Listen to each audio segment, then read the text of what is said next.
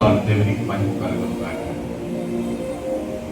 మరొక దినాన్ని ప్రభు మనకు అనుగ్రహించినటువంటి విధానాన్ని బట్టి ప్రభు వందనాలు తెలియజేస్తూ మీ అందరికీ కూడా వందనాలు తెలియజేస్తున్నాను. సమయంలో దేవుని యొక్క వాగ్దానాన్ని ధ్యానించేద్దాం.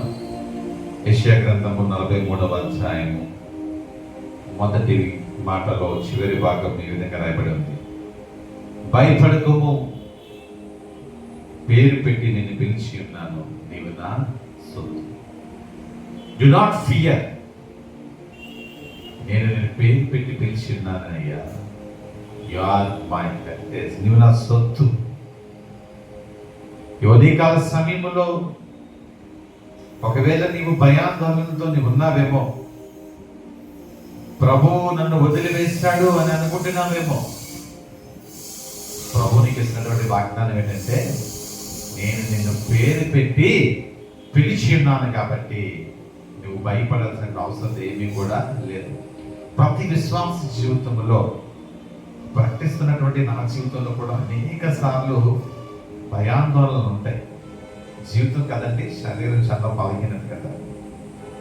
భయాందోళనలు అప్స్ అండ్ డౌన్స్గా వెళ్తున్నప్పుడు కొన్నిసార్లు కొన్ని పర్యాలు మనిషి భయానికి ఆందోళనకి గురవుతూ ఉంటాడు. పేరు పెట్టి పిలిచిన వాడు నమ్మదగిన వాడు. మనము దేవుని పిల్లలుగా ఆయన సొత్తుగా పిలిచిన వాడు మనతో మాట్లాడుతున్నటువంటి మాటలు ఏంటంటే, భయపడద్దు.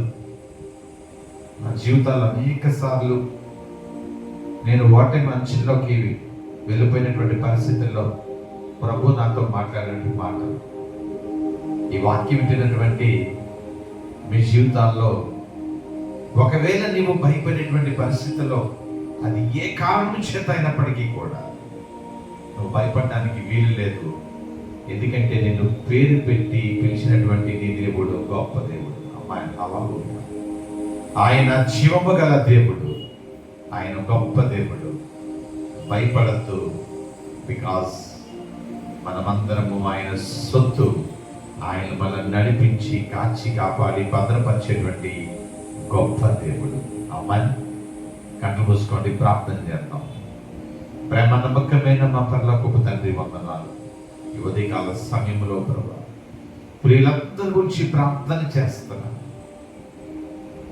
ప్రభు. నాకు అనిపిస్తుంది కొంతమంది భయాందోళనలో ఉన్నారు. కారణం ఏంటో నాకు తెలియదు కానీ ప్రభు, మమ్మలను పేరు పెట్టి పిలిచినటువంటి గొప్ప దేవ, ఈరోజు ఇస్తున్న వాగ్దానాన్ని క్లెయిమ్ చేస్తుండగా ప్రతి ఆందోళన, భయము అన్నీ కూడా యేసు నామములో వెనక్కి వెళ్ళిపోను గాక ప్రార్థన చేస్తున్నాను.